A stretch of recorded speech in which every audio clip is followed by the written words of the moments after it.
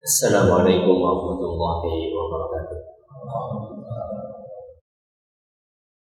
Innal hamdalillah nahmaduhu wa nasta'inuhu wa nastaghfiruh wa na'udzu billahi min shururi anfusina wa min sayyiati a'malina. Man yahdihillahu fala mudilla lahu wa man yudlil fala hadiya lahu. Wa asyhadu an la ilaha illallah wahdahu la syarika lahu wa asyhadu anna Muhammadan 'abduhu wa rasuluh. يا أيها الذين آمنوا اتقوا الله حق تقاته ولا تموتن إلا وأنتم مسلمون. يا أيها الناس اتقوا ربكم الذي خلقكم من نفس واحدة وخلق منها زوجها وبث منهما رجالا كثيرا ونساء واتقوا الله الذي تساءلون به والأرحام إن الله كان عليكم رقيبا. يا أيها الذين آمنوا اتقوا الله وقولوا قولا سديدا يصلح لكم أعمالكم ويغفر لكم ذنوبكم ومن يطع الله ورسوله فقد فاز فوزا عظيما. أما بعد فإن أصدق الحديث كتاب الله وخير الهدى هدى محمد صلى الله عليه وسلم وشر الأمور محدثاتها وكل بدعة ضلالة. Kita panjatkan puja dan syukur kehadirat Allah Tabaraka wa Ta'ala. Pada kesempatan malam yang berbahagia kali ini, kita kembali diberi kekuatan, kesehatan, hidayah serta taufik dari Allah Jalla wa Ala, sehingga kita bisa kembali menghadiri pengajian rutin tafsir kita ini di Masjid Agung Darussalam Purbalingga. Kita berharap semoga Allah Tabaraka wa Ta'ala berkenan untuk melimpahkan kepada kita semuanya ilmu yang bermanfaat, sehingga bisa kita amalkan sebagai bekal untuk menghadap kepada Allah Jalla wa Ala. Amin ya rabbal alamin. Salawat dan salam semoga senantiasa tercurahkan kepada junjungan kita Nabi besar Muhammad sallallahu alaihi wasallam, kepada para sahabatnya, keluarganya dan umatnya yang setia mengikuti tuntunannya hingga akhir nanti. Kaum muslimin sekalian yang kami hormati, pembahasan kita terakhir surat At-Takatsur ayat berapa? Ayat 3 dan ayat 4. Ayat ketiga bunyinya kalla saufa ta'lamun, tsumma kalla saufa ta'lamun. Kalla artinya kemarin jangan demikian. Kalla, jangan demikian. Maksudnya jangan kalian itu lalai. Jangan kalian itu lalai dengan berbangga-banggaan.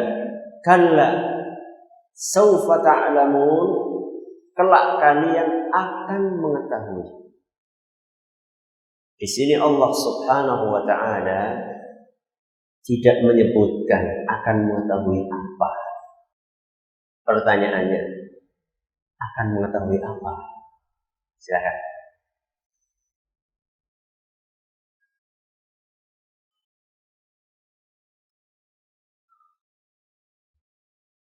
Bagus.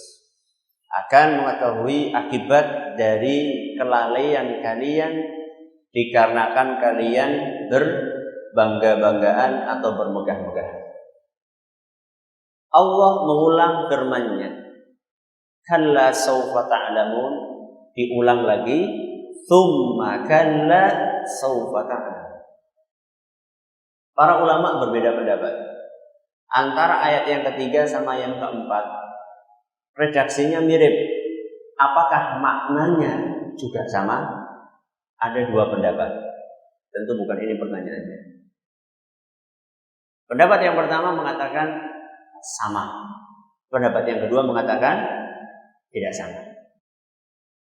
Menurut pendapat yang pertama, ayat yang ketiga dan keempat maknanya sama. Terus buat apa diulang? Bagus. Untuk menegaskan bahwa kalian itu benar-benar akan mengetahui akibat dari perbuatan. Pertanyaan keberapa sekarang? ketiga. Pendapat kedua mengatakan tidak sama. Pendapat kedua mengatakan antara ayat yang ketiga dengan ayat yang keempat tidak sama. Terus bedanya apa? Ayat yang pertama, ayat yang ketiga artinya apa? Ayat yang keempat artinya apa? Ya.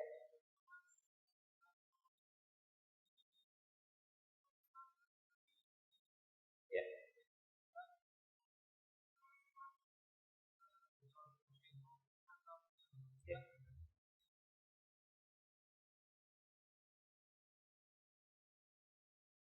Terus silahkan. Berikutnya, kemarin kita jelaskan bahwa orang itu akan mendapatkan akibat dari kelalaian itu ketika dia meninggal di alam kubur, juga ketika dia masuk ke neraka jahanam. Dan siksaan di neraka jahanam itu lebih dahsyat daripada siksaan di alam kubur. Sebutkan dalilnya di Al-Quran.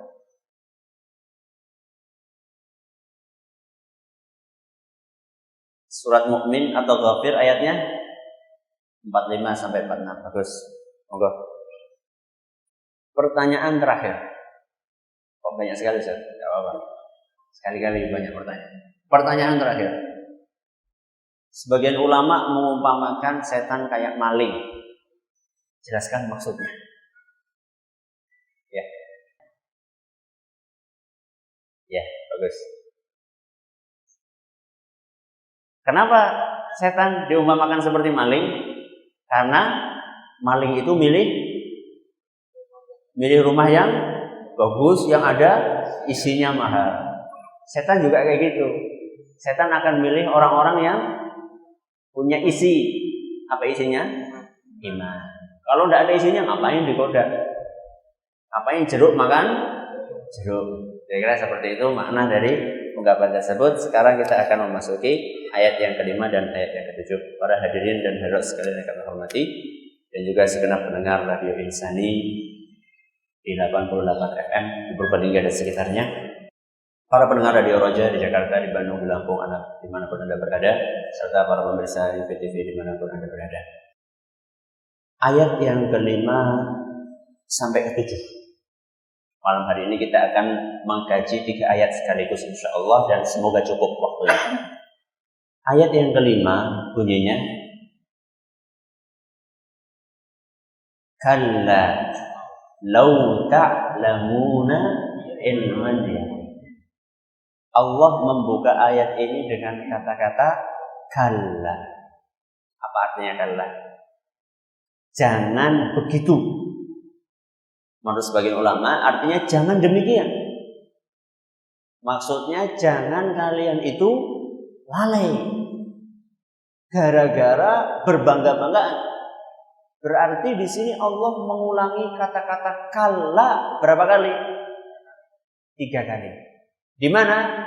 Yang pertama kalla saufa ta'lam, tsumma kalla saufa ta'lamun, kalla law ta'lamuna ilmal yaqin. Berapa kali? 3 kali Allah Subhanahu wa ta'ala. Kalau sampai 3 kali itu menunjukkan bahwa kelalaian itu betul-betul merupakan perilaku yang terlarang. Makanya Allah Subhanahu wa ta'ala sampai mengulang dan melarang berapa kali? 3 kali. Kalla law ta'lamuna ilmal yaqin. Jangan demikian. Seandainya kalian benar-benar mengetahui dengan penuh keyakinan. Seandainya kalian benar-benar mengetahui ilmal yaqin, mengetahui dengan penuh keyakinan. Titik. Ada jawabannya enggak? Tidak ada. Seperti ini. Contoh, seandainya Andi tidak masuk kelas. Titik. Jawabannya mana? Banyak jawabannya. Apa? sakit. Enggak, ini hukumannya. Seandainya Andi tidak masuk kelas, maka itu alternatif itu. Maka dia kalau nggak sakit izin ya alfa. Itu alternatif. Nggak, maksudnya hukumannya apa kira-kira? Kalau seandainya kamu nggak masuk kelas, maka apa, guru-guru ini ngasih hukum apa biasanya? Hah? Dapat poin. Macam-macam. Nah, di sini Allah Subhanahu wa taala tidak menyebutkan. Seandainya kalian benar-benar mengetahui apa? Kata para ulama tafsir, seandainya kalian mengetahui bahwa akan ada hari pembalasan dan juga akan ada hari kebangkitan. Seandainya kalian benar-benar mengetahui akan ada hari kebangkitan dan pembalasan, niscaya kalian itu tidak akan lalai. Itu tafsir dari ayat tersebut secara ringkas. Jadi makna dari kalla law ta'lamuna ilmal yaqin, jangan demikian. Seandainya kalian benar-benar mengetahui dengan penuh keyakinan bahwa setelah kalian mati akan ada hari kebangkitan dan akan ada pembalasan, niscaya kalian tidak akan lalai. Jadi yang menyebabkan orang lalai itu karena dia tidak punya ilmu dan tidak mengetahui akan adanya hari kebangkitan. Dan jelas hari kebangkitan banyak sekali dalilnya. Di antaranya dalam surat Al-Adiyat, afala ya'lamu idza bu'thira ma fil kubur. Tahukah dia bagaimana seandainya yang ada di dalam kuburan itu dibangkitkan kembali? Ustaz, apa mungkin Ustaz? Orang yang di kuburan dibangkitkan lagi, padahal dia itu sudah habis, tidak tersisa. Atau orang yang dimakan binatang buas, sudah jadi apa?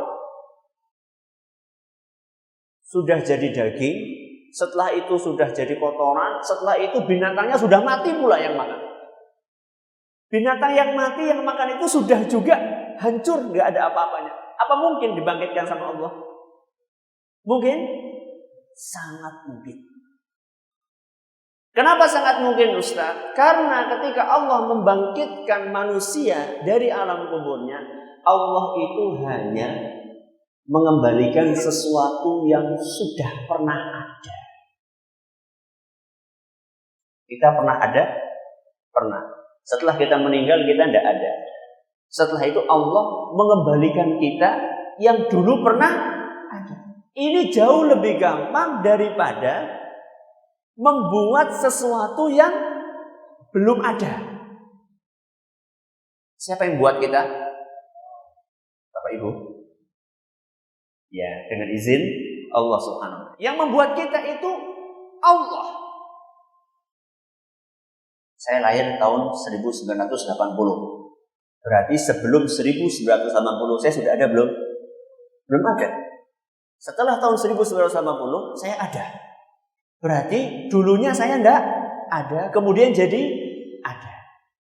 Sulit enggak membuat sesuatu yang enggak ada jadi ada? Sulit. Lebih sulit daripada mengembalikan sesuatu yang pernah ada. Bisa dipahami enggak nih? Mudeng ya? Insyaallah lah, masa enggak mudeng. Jadi Allah Subhanahu wa taala sangat kuasa mengembalikan. Jangankan manusia yang ada di alam kubur, bahkan pernah ada seorang yang saking takutnya untuk dibangkitkan sampai dia berpesan kepada anaknya, "Nak, saya ini banyak dosa. Nanti kalau misalnya sudah mati, tolong saya dibakar.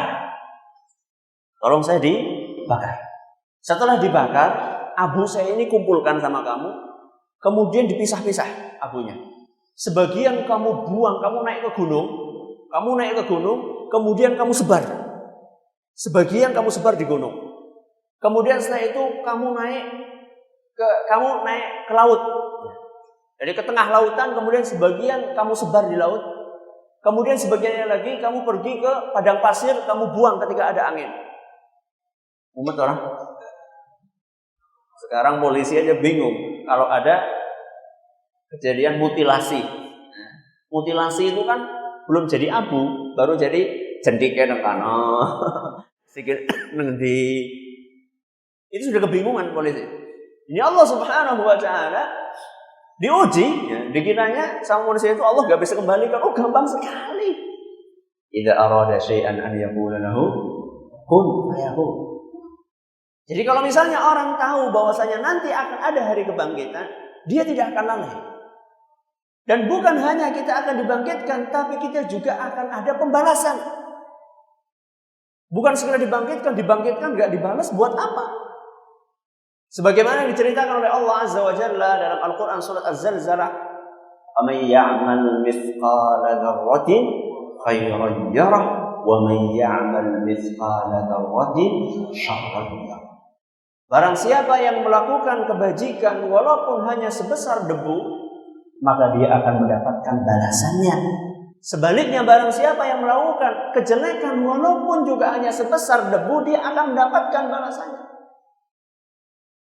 Makanya orang-orang yang dizalimi tidak usah merasa berkecil hati. Sesungguhnya Allah Subhanahu wa taala tidak tidur. Allah Subhanahu wa taala pasti akan mengembalikan hak yang diambil oleh orang yang menzalimi kita.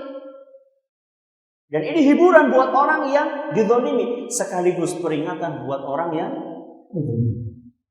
Sekecil apapun Anda menzalimi, walaupun hanya sekedar geser patok,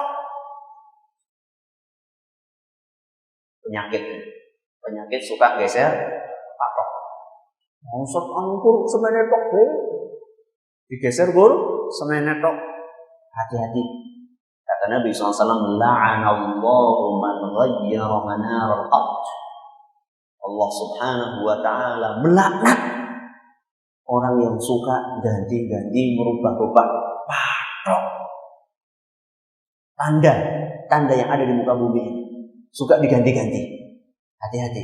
Nanti pada hari kiamat, barang siapa yang menyerobot tanahnya tetangga atau orang lain walaupun cuma sekilan, cuma sejengkal saja, nanti pada hari kiamat disuruh mikul, disuruh manggul tanah sekilan.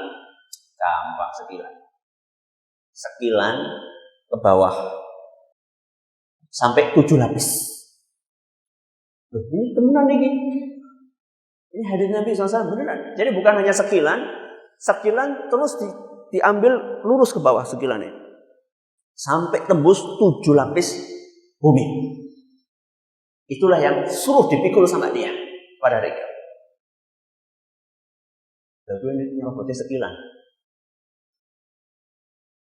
Nek nyerobotnya sekilo.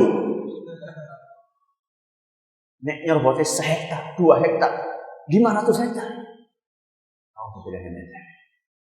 Makanya orang-orang yang punya ilmu, dia akan mudah untuk tidak lalai. Maka kalau ditanya, Ustaz, gimana caranya supaya kita ini tidak mudah lalai? Pertama kali ya nyari ilmu. Makanya para ulama menjelaskan, kewajiban pertama seorang muslim adalah mencari ilmu.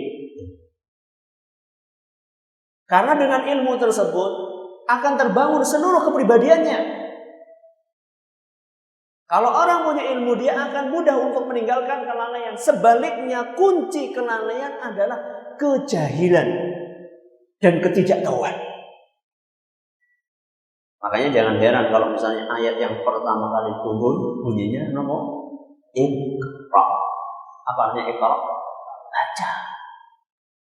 Jadi kita disuruh membaca. Kenapa suruh membaca? Karena membaca itu adalah kunci utama mendapatkan ilmu. Kemudian Nabi SAW mengingatkan, talabul ilmi faridatun. Mencari ilmu itu hukumnya wajib bagi setiap muslim dan muslimah. Faridatun ala kulli muslim, wajib bagi setiap muslim, termasuk di dalamnya muslimah. Hadis riwayat Ibnu Majah yang katakan sahih oleh Syekh Al-Albani. Jadi kalau orang punya ilmu, akan tumbuh keyakinan. Orang gimana akan yakin kalau enggak tahu? Enggak mungkin orang yakin enggak tahu. Yakin apa gue? Gue jenengane yakinan. Berarti yakinnya orang temenanan. orang itu akan yakin kalau dia punya ilmu. Makanya langkah pertama supaya kita bisa terhindar dari kelainan, mencari ilmu. Caranya bagaimana? Salah satunya dengan ngaji. Makanya jangan terprovokasi dengan orang-orang bendino ngaji. Nanti kapan sih? Kalau jangan ditanya kayak gitu, nanti kapan sih gue ngaji? Jawabnya apa? Temenan. Nah, nanti mati, betul. Kenapa usah sampai mati? Karena Allah berfirman, wa'bud rabbaka hatta ya'tiyakal yaqin. Beribadahlah kalian kepada Allah sampai datangnya ajal. Kita disuruh beribadah sampai Allah, sampai kapan? Sampai mati. Ngaji itu ibadah apa bukan? Ibadah. Berarti kalau ditanya ngaji terus, ya ora apa-apa. Nanti kapan? Nanti mati. Jangan sampai kita malah termasuk orang-orang alhaakumut takatsur hatta zurtumul maqabir. Nanti kapan lalai? Nanti mati. Auzubillahi min dzalik. Makanya kalau kita nggak pengen lalai, cari ilmu sampai kapan? Sampai mati. Karena ketika orang berbekal ilmu dengan izin Allah Subhanahu wa taala, ilmu tersebut akan membentengi dia dari kelalaian. Kalau ilmu itu diamalkan. Ini perlu dikasih garis bawah di stabilo. Kalau ilmunya nopo? Ya. Kenapa Ustaz Soleh akeh wong duwe ilmu akeh tapi ya tetap baik lalai. Makanya salah seorang ulama tafsir mengingatkan di sini ketika menjelaskan bahwa ilmu itu akan membuat orang tidak lalai. Kata beliau dalam tafsir Ar-Razi dijelaskan bahwa ini peringatan keras buat para ulama yang masih lalai. Peringatan keras buat para ulama yang masih lalai. Wis ulama kok esih bermegah-megahan iki kebangetan. Itu bahasa saya ya. Itu bahasa saya membahasakan apa yang ada dalam tafsir Ar-Razi. Kata beliau, wailun lahu thumma wailun lahu thumma wailun lahu. Kata beliau, celaka. Kok anak ulama masih lalai, berbangga-banggaan, bermegah-megahan. Berarti jenenge ulama kowe lambene kudu sing kotor, sing apa maning? Sing elek kayak kowe. Bukan. Bedakan antara rapi dengan bermegah-megahan, bermewah-mewahan. Ulama kok kayak wong umum, kayak wong suki-suki konglomerat, maksudnya saling membangga-bangga. Mobilku 10, mobilmu lebih pirang. Tak tututin ya. Jadi ulama itu harus berbeda dibandingkan yang lainnya. Karena apa? Karena dia punya ilmu. Berbeda dari sisi perilakunya, karena dia punya ilmu. Orang punya ilmu seharusnya ilmu tersebut bisa mewarnai perilakunya. Jangan sampai ulama itu punya ilmu, ilmunya cuma dijadikan sebagai aksesoris. Cuma dijadikan sebagai hiasan saja. Enggak. Dan sekali lagi saya katakan bukan berarti yang namanya ulama itu kudu kere, kudu lambene elek, kudu mobilnya sing bodol. Bukan seperti itu, tapi maksudnya seperlunya. Dan jangan kemudian terjerumus kepada kemewah-mewahan, bermewah-mewahan, bermegah-megahan dan berbangga-banggaan, saling pamer. Nyong tanahku wis semene, tanahmu wis pira. Ya, jangan seperti itu. Ini adalah ayat yang keberapa? Ayat yang kelima. Berikutnya setelah ayat yang kelima adalah ayat yang keenam. Bunyinya la tarawunnal jahim. Sungguh kalian benar-benar akan melihat neraka jahim. Jahim itu salah satu nama neraka. La tarawunna. Di sini Allah mengawali ayat kelima ini, ayat keenam ini dengan la. Huruf apa ini? Lam. Para ulama mengatakan huruf lam di sini artinya adalah sumpah. lamul qasam. Berarti maknanya gimana Ustaz? Demi Allah. Itu seperti itu kira-kira.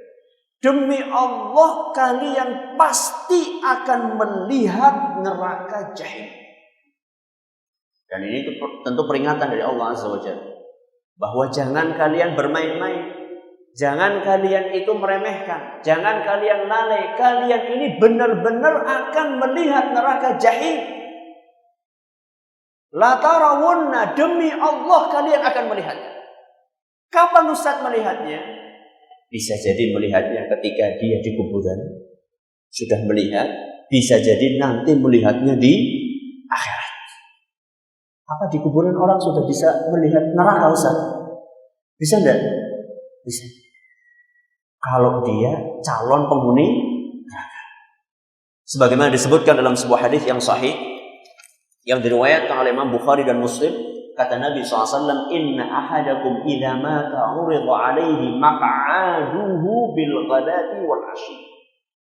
Sesungguhnya kalian, kata Nabi SAW, seandainya mati, masuk kuburan, akan diperlihatkan pagi dan sore tempat dia nanti. Nanti maksudnya kapan? Pas hari kiamat. Wa in kana min ahlil jannati fa min ahlil jannah. Kalau dia termasuk calon penghuni surga, sejak di kuburan dia sudah bisa ngelombok tempatnya jenengan di mana? Di surga nanti. Makanya orang di kuburan sudah bisa merasakan apa? Nikmat. Sing apa? Sing beriman. Orang yang beriman di dalam kuburan dia sudah merasakan nikmat. Masih ingat kemarin hadisnya Utsman bin Affan yang diceritakan kalau beliau ziarah kubur gimana? Sampai jenggotnya basah. Ditanya kenapa Utsman? Kalau kamu ke ziarah kubur sampai nangis seperti itu? Karena saya pernah mendengar Nabi SAW bersabda, Innal qabra awwalu manzil min manazil akhir. Karena saya pernah mendengar Nabi SAW bersabda bahwa kuburan itu adalah merupakan terminal pertama seorang masuk ke alam akhir. Fa inna jaminhu wa ma ba'dahu ihsan. Seandainya di kuburan dia selamat, maka perjalanan selanjutnya akan jauh lebih mudah. Di kuburan sudah mendapatkan nikmat, sudah bisa melihat. Berarti kan wis kangen banget nih kok. Ya. Jadi sudah melihat kayak tempatku kayak ngondang surga. Makanya ketika dia didatangi oleh malaikat dan seterusnya bisa menjawab pertanyaan, selesai menjawab pertanyaan dia mengatakan Rabbi aqimis sa'ah. Wahai Rabbi, cepat-cepat datangkan hari kiamat. Saya sudah kangen, kepengin kemana? Tempat saya itu. Ini kalau penghuni surga. Kata Nabi SAW sebaliknya, wa in kana min ahlin nari wa min ahlin nar. Kalau ternyata orang ini calon penghuni neraka, masih di kuburan dia sudah nyawang apa nih? Ayo tempat dudukmu itu di neraka itu bisa. Berarti sejak di kuburan dia itu sudah tersiksa. Karena takut dia, dan bukan hanya takut. Hadis riwayat Ahmad yang kemarin kita bawakan, bukan hanya takut, malah sampai dipres oleh Allah Subhanahu wa Ta'ala. Masih ditambah dia semua itu loh tempat kamu. Makanya ketika dia nggak bisa menjawab pertanyaan-pertanyaan malaikat, dia mengatakan Rabbi la tuqimis sa'ah, wahai Rabbi, aja cepat-cepat kiamat teka. Karena apa? Karena dia ketakutan.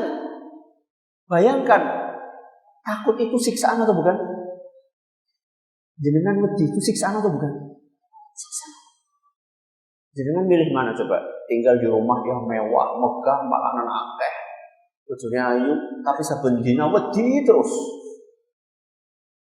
Atau jenengan tinggal di rumah yang biasa-biasa saja, makanan ada tapi nggak terlalu berlebihan, istri ya biasalah, bijinya itulah. Tapi jenengan apa? Ayam, anteng, tenang, milih yang mana? Sugih tapi anteng. Oh, karena pilihan sing gue kok. Itulah. Jadi orang ketakutan itu siksaan. Dan bisa jenengan bayangkan mulai dari dia mati sampai hari kiamat.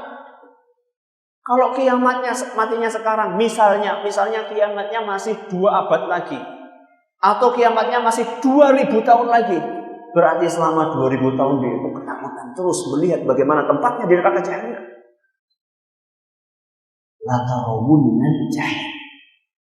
Kalian pasti akan melihat neraka jahanam. Ini melihat ketika di mana? Di kuburan.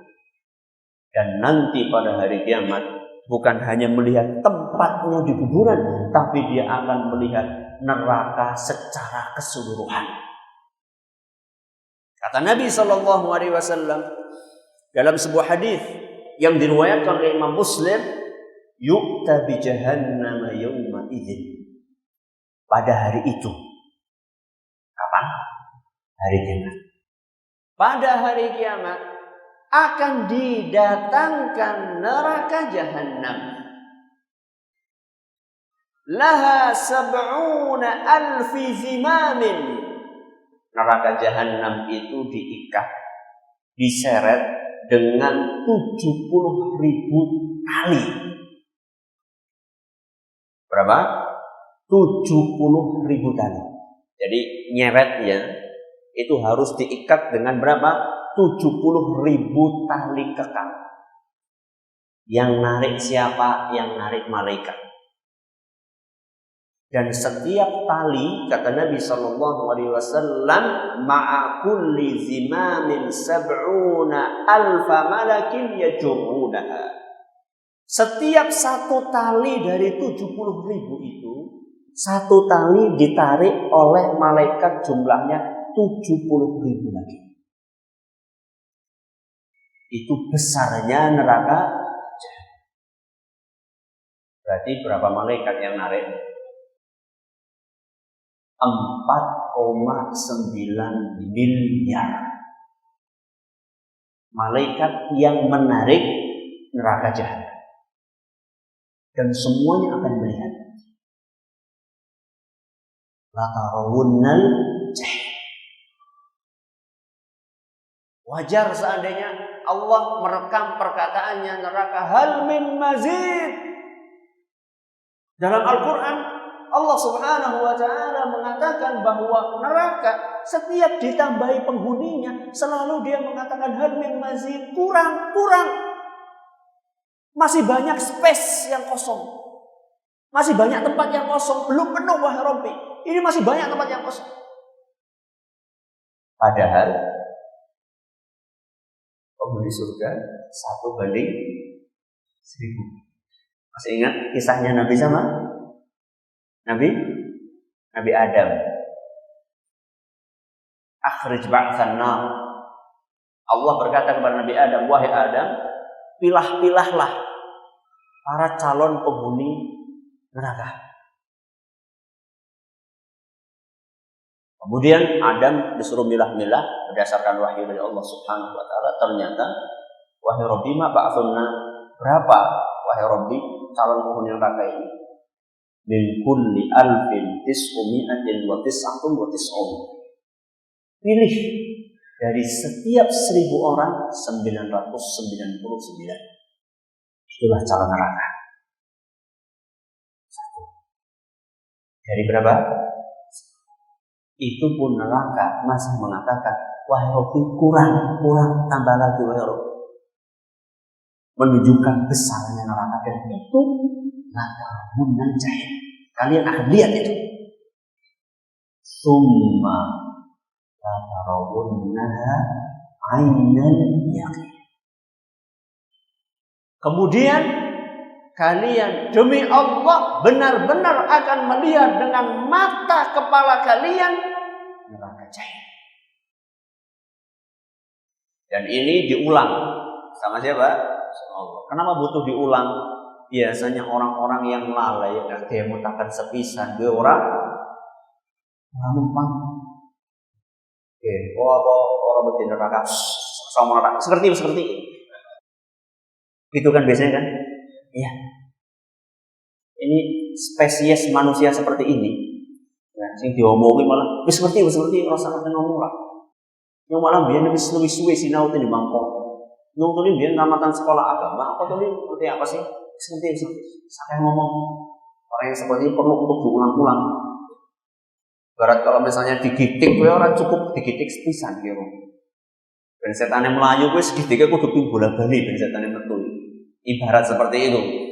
Makanya di sini Allah Subhanahu wa taala mengulang, la tarawunnal jahim tsumma la tarawunnaha 'ainal yaqin. Kalian betul-betul akan melihat 'ainal yaqin dengan mata kepala kalian sendiri neraka tersebut. Bukan hanya katanya dan katanya. Kalau sekarang kita belum melihat. Sekarang kita belum melihat. Kita sekarang itu baru ilmul yakin. Baru ilmul yakin. Nanti hari kiamat kita akan ainul yakin. Sekarang kita baru ilmu, baru mengetahui berdasarkan berdasarkan ayat dalam Al-Quran atau hadits Nabi SAW. Nanti pada hari kiamat enggak. Nanti pada hari kiamat kita akan ainul yakin, melihat dengan mata kepala sendiri. Dan yang terakhir, kalau itu yang pertama ilmu yakin, yang kedua apa? Ainul yakin, yang ketiga hakul yakin. Hakul yakin itu nek wis mlebu temenan. Aja ngasih ngenteni hakul yakin mlebu neraka, nek mlebu surga ya ora apa-apa. Ya. 3 tingkatan. Yang pertama apa tadi? Ilmul yakin. Yang kedua ainul yakin. Yang ketiga hakul yakin. Ilmu yakin itu berdasarkan apa? Berita. Berdasarkan berita. Kalau ainul yakin apa? Delem. Nek hakul yakin ngalami, ngerasa. Contoh madu. Contoh apa? Ada orang yang terpercaya sama jenengan cerita ke ana madu asli. Masya Allah, sangat manjur, mantap. Yang ngasih tahu jenengan orang yang terpercaya. Jenengan percaya? Percaya. Itu jenengan baru ilmul yakin. Baru ilmul yakin. Kayak apa sih madune? Oke, deleng ke madune. Oh iya. Ini nembe apa? Ainul yakin. Kapan hakul yakin? CCP, kowe jenengane apa? Hakul yakin. Jadi pahami? 3 pembagian yakin yang disebutkan oleh Imam Ibnu Qayyim Al-Jauziyah rahimahullah. Terakhir, ada kekeliruan cara membaca ayat ini. Sebagian orang membacanya kalla law ta'lamuna ilmal yaqini la tarawunnal jahim. Bagaimana cara bacanya? Disambung. Ya, antara ayat keberapa? 5 dan ke-6. Ini keliru. Yang benar bagaimana? Yang benar dipisah. Terus bagaimana Ustaz? Kalla law ta'lamuna ilmal yaqin. Titik. La tarawunnal jahim. Itu seperti itu. Jadi kalau disambung keliru. Kenapa Ustaz kelirunya? 1, karena merusak makna. Karena merusak makna. Maknanya jadi salah. Salahnya apa Ustaz? Kalau jenengan bacanya kalla law ta'lamuna ilmal yaqini la tarawunnal jahim, artinya hanya orang-orang yang punya ilmu yang akan melihat neraka jahim. Itu artinya hanya orang-orang yang punya ilmu yang akan melihat neraka. Berarti sing orang berilmu, orang berilmu ya kepenak wong sing orang berilmu. Salah artinya, bahaya itu. Ya, karena kenapa jadi maknanya seperti itu? Karena ayat ke-6 itu tidak ada hubungan secara langsung dengan ayat yang ke-5. Jadi terpisah ini 2 kalimat yang berbeda antara kalimat yang ke-5 sama kalimat yang ke-6. Berarti kita sama sekali Ustaz nggak boleh gandeng ayat.